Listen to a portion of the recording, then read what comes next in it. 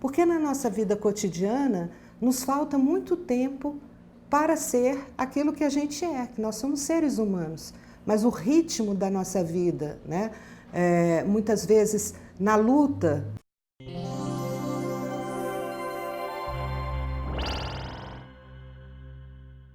Olá, eu sou a professora Ana Laura, sou professora de literatura portuguesa no curso de letras daqui da UNB, no Departamento de Teoria Literária e Literaturas, e também atuo na pós-graduação, trabalhando com literatura brasileira, com teoria literária. E hoje eu estou aqui para conversar um pouquinho a respeito da leitura do texto literário. O caráter que eu gostaria de ressaltar, né, nessa nossa conversa sobre a leitura do texto literário é o caráter ativo dessa leitura. Como quando nós fazemos, né, em sala de aula ou individualmente a leitura de um texto literário, esse processo tem sempre um caráter ativo, é como uma relação, né? Ou seja, quando eu leio o texto literário, essa leitura, esse contato com o texto literário vai ativar alguma coisa em mim que ainda não estava ativa, que ainda não atuava efetivamente. Alguma coisa nova vai acontecer, alguma coisa vai mudar. Então, é nesse sentido que eu gostaria de falar um pouquinho sobre a leitura do texto literário. Por que existe esse caráter ativo, né? Porque o texto literário, ele é uma recriação da realidade, ele é uma recriação do mundo. E nesse sentido, ele reorganiza o mundo para criar um outro mundo, que embora seja referente ao mundo que existe, aquilo que nós experimentamos na vida, quando no texto literário eu tenho essa recriação, eu tenho também um novo mundo, e esse novo mundo é feito de palavras. E essas palavras, elas são reorganizadas também, elas são retiradas do seu sentido usual comum e passam a ter um outro sentido, né? Esse sentido que vai criando aquele mundo, que pode ser a história de um personagem no romance, né? Que pode ser o sentimento de um eu lírico num poema, que pode ser um conto, né? E nesse sentido nós vamos conhecendo um novo mundo a partir dessa reorganização das palavras. E essa reorganização das palavras, ela também propõe para nós, como leitores, a possibilidade da reorganização do nosso próprio modo de ver a nós mesmos, de ver a realidade. É nesse sentido que a literatura, o texto literário, ele é, pela sua própria natureza, ativo, né? No sentido de que ele ativa em nós a nossa consciência de que as coisas podem ser reorganizadas, né? De que as coisas não são a priori dadas e nem para sempre dadas da maneira como são. Então, se num texto literário o artista pode recriar o mundo e reorganizar as palavras e assim criar um mundo novo ali, né? Aquele mundo do romance, o mundo do poema, como eu falei, da mesma forma, isso ativa em nós a consciência de que nós podemos reorganizar o nosso próprio pensamento. E essa reorganização, ela é sempre um acúmulo de sensibilidade, né? Ela é um acúmulo no sentido de que os nossos sentidos humanos ficam mais vivos, ela é também questionamento, ela é também uma potencialidade crítica em relação a nós e ao mundo, ela é uma forma de conhecimento de nós mesmos e do mundo, ela é uma forma de interpretação da realidade. Então, a literatura é extremamente ativa, o texto literário é extremamente ativo, no sentido de que ele nos chama a conhecer a nós mesmos, a conhecer o mundo e a fazer isso de uma maneira crítica. E um outro ponto que é preciso ressaltar desse aspecto ativo é como essa leitura nos leva a ter contato com contradições, né, com dificuldades que na vida cotidiana nem sempre a gente tem nem tempo de entrar em contato com essas contradições. Então, sobre isso nós vamos falar um pouquinho agora também. Então, continuando, como nós estávamos falando a respeito desse caráter ativo da leitura do texto literário, um dos elementos importantes é esse das contradições, do contato que nós podemos ter a partir da literatura com as contradições que são vividas por um personagem dentro de um romance, por um dilema, né?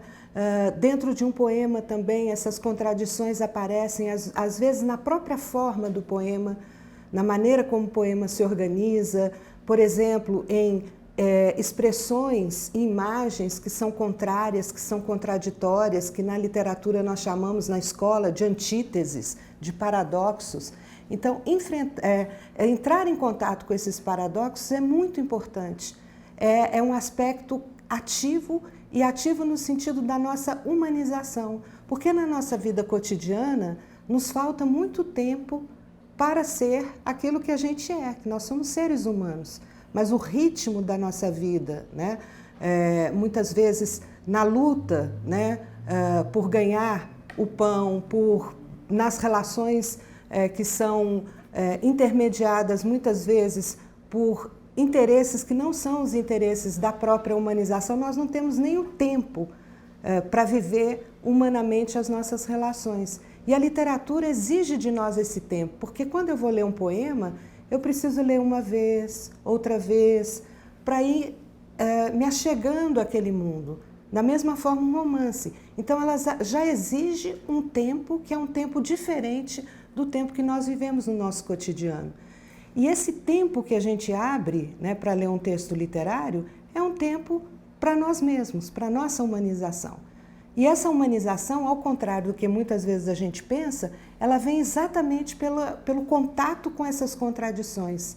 Essas contradições que na nossa vida cotidiana nós estamos mergulhados nelas, mas nós não temos a possibilidade, a organização da nossa vida social, movida muitas vezes por necessidades, algumas concretas, outras até criadas por nós mesmos, né?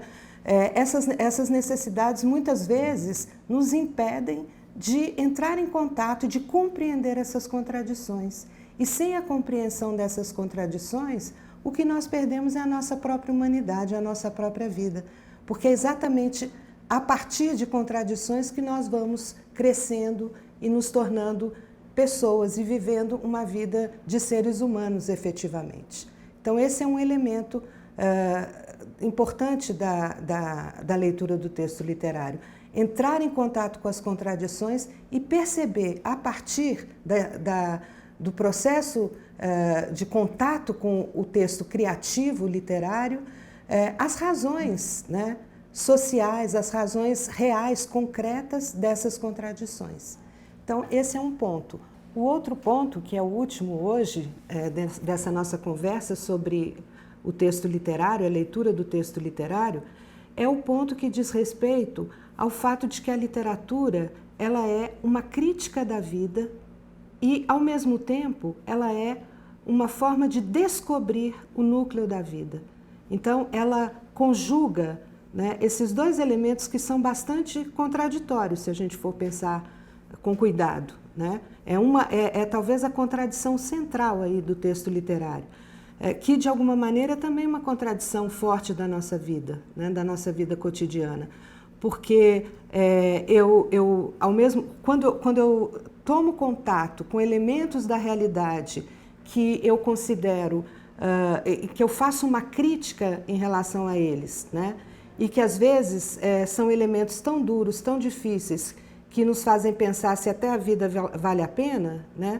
Por outro lado, se a literatura faz essa crítica da realidade, né? Se ela faz essa crítica da vida, ela também sempre ilumina, né, nessas contradições esse núcleo, né? Ela descobre esse núcleo da vida.